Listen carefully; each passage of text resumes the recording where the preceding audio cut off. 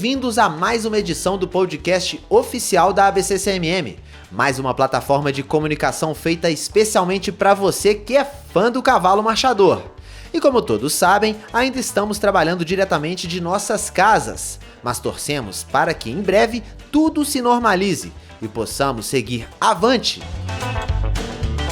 Minhas amigas Flavinha, Isabela e Paula Magalhães, como vão vocês por aí? Olá, amigos e amigas do Manga Larga Marchador. É com muita saudade de tudo e de todos que vamos começar mais um Voz do Marchador, feito com muito carinho para você.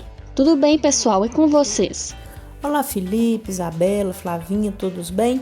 Vamos para mais um programa especial? Hoje nós começamos o nosso podcast com uma notícia que nos enche de alegria.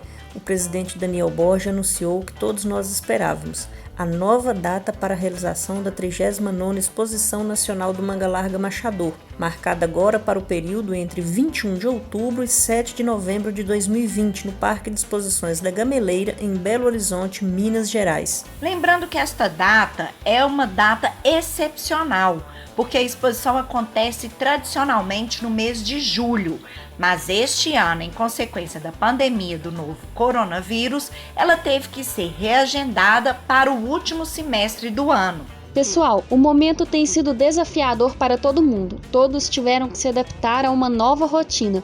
E justamente por ser uma entidade atenta ao que se passa em nossa sociedade, é que a ABCCMM transmitiu no dia 16 de maio, pelo seu canal do YouTube, uma live especial. O intuito foi arrecadar fundos para auxiliar instituições filantrópicas no combate à Covid-19.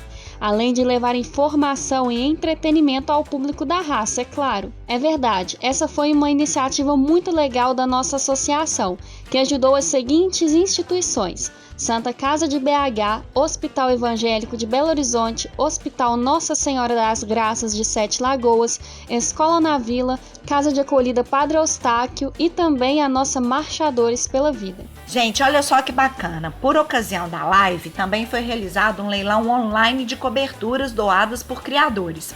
O final do remate aconteceu durante o evento, com a venda dos 30 lotes disponibilizados, e arrecadou mais de R$218 mil, quantia que se somou às outras doações. Vamos a um breve intervalo comercial com a Guabi.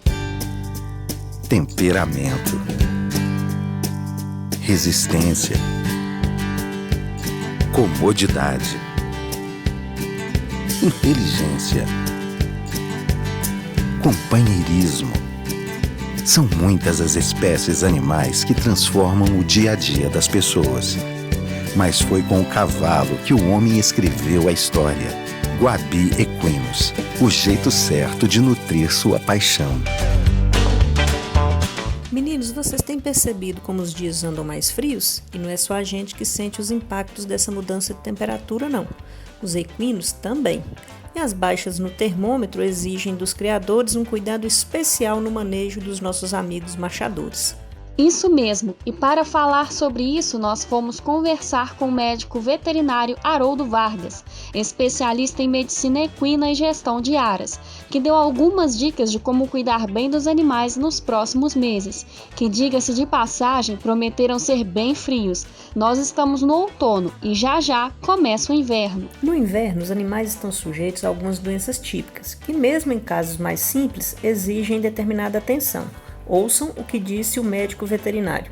As principais doenças que acometem os equinos no período de inverno são a gripe ou influenza equina, o garrotilho, também chamado de adenite equina, o herpes vírus e as pneumonias. Para o herpes vírus, para a influenza equina e para o garrotilho, elas podem ser prevenidas através de uma vacinação que deve ser feita antes do período do inverno, para que os animais já cheguem nessa fase com a proteção imunológica. Já as pneumonias, elas acontecem geralmente muitas vezes secundárias, ou podem acontecer secundárias a uma gripe, a uma outra doença, como também podem acontecer naturalmente através da contaminação no ambiente. E não existe vacina para elas, e a sua principal prevenção é a observação dos sinais clínicos e monitoramento da pressão, da temperatura dos animais. Quanto ao garrotilho, é uma doença grave que provoca um aumento de volume na garganta e nos linfonodos, né, da garganta e atrás da mandíbula, que às vezes podem comprimir o sistema respiratório do animal. Nesse caso, tem que ter uma intervenção imediata. Também acontece desses linfonodos virem a supurar e começarem a soltar uma secreção purulenta. Para os sintomas da gripe e do herpes vírus, a gente observa uma secreção mais límpida,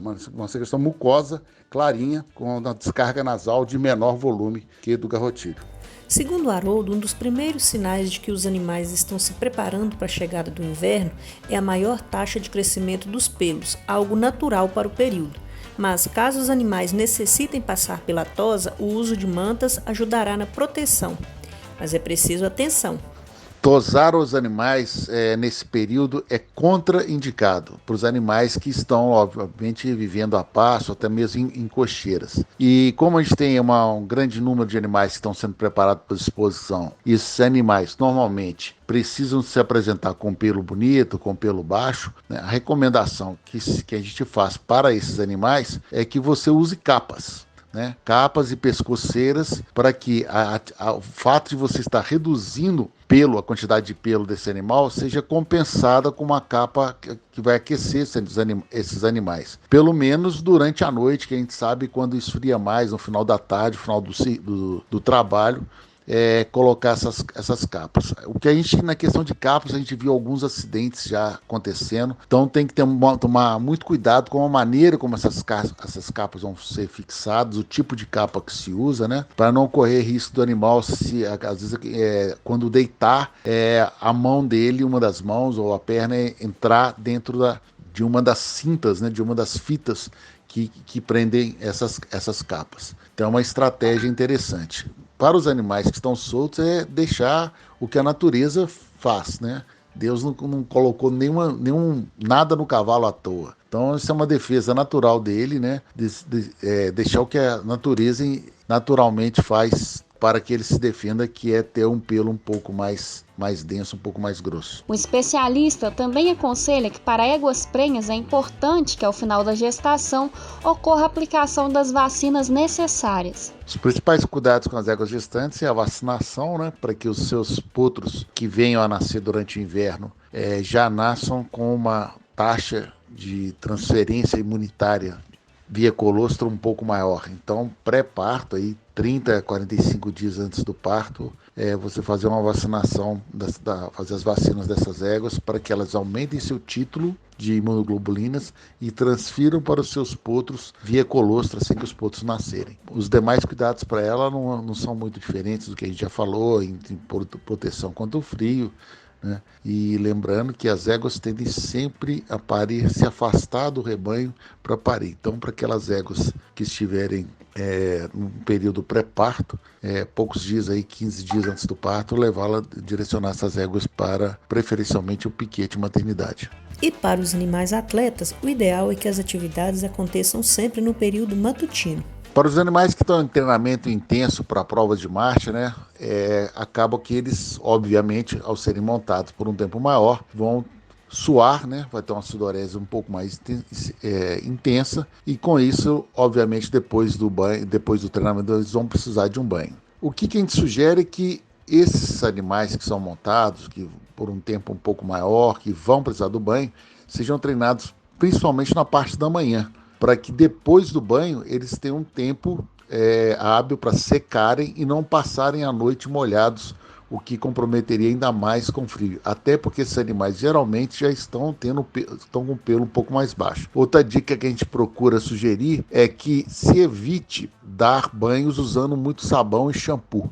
Procurar dar banhos mais só com água mesmo, para tirar o suor e alguma sujeira de areia, terra, né? Para que mantenha um pouco mais a oleosidade do pelo do animal, que também vai ajudar nesse controle do estresse que é promovido pelo frio. Haroldo também lembra que é interessante que os tratadores façam um manejo alimentar diferenciado para o período. Pelo baixo consumo de água, no inverno também pode ocorrer a desidratação. No período do inverno, os principais cuidados que você deve ter na alimentação dos equinos principalmente quanto à água. Os animais tendem a ingerir menos água, principalmente equino, menos água quando ela está muito fria.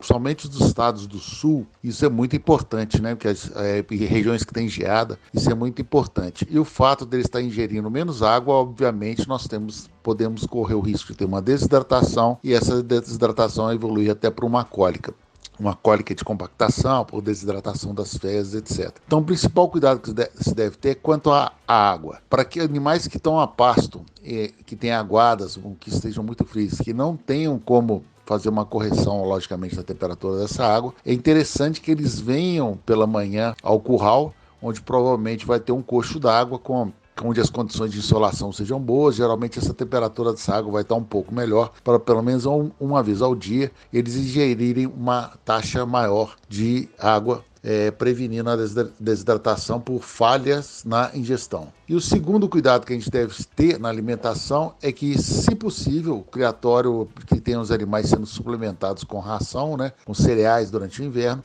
você fazer um aumento na taxa de energia dessa ração. Além de você poder promover a compra ou formulação de uma ração na propriedade com um pouco mais de energia, você tem outras opções também, que é o uso de óleos vegetais, óleo de soja, de milho, de girassol, óleo de arroz, que é o melhor deles, colocando na ração um volume aí em torno de 30 a 40 ml para cada 100 kg de peso vivo, para você aumentar a energia na ração dos animais. Ou uma outra opção seria fornecer paralelamente um pouco de aveia. E com essas dicas valiosas deixadas pelo especialista, você já pode cuidar melhor do manejo do seu marchador, preservando assim o bem-estar e rendimento. Vamos agora a um brevíssimo intervalo com a VetNew. Na pista, um manga larga marchador precisa ser resistente, manter a disciplina sem perder a estabilidade. Para garantir todo o potencial genético, a VetNew desenvolveu a linha Super Premium JCR, produtos de alta qualidade para suplementação de animais atletas. Seu manga larga marchador terá ganho muscular e energia de sobra para superar todos os desafios. Linha Super Premium JCR da VetNew, a marca oficial de suplementos e medicamentos do manga larga marchador. Estamos de volta, agora com uma curiosidade sobre os números da raça nesse momento de pandemia e quarentena. De acordo com os dados do Serviço de Registro Genealógico, SRG, que funciona como um cartório, nos últimos 2 meses, de 18 de março até o último dia 25 de maio, foram registrados 7.723 nascimentos na raça, 15.151 cobrições e 2.071 transferências. Resultados que demonstram a continuidade do trabalho desenvolvido, tanto pelos criadores quanto pela ABCCMM.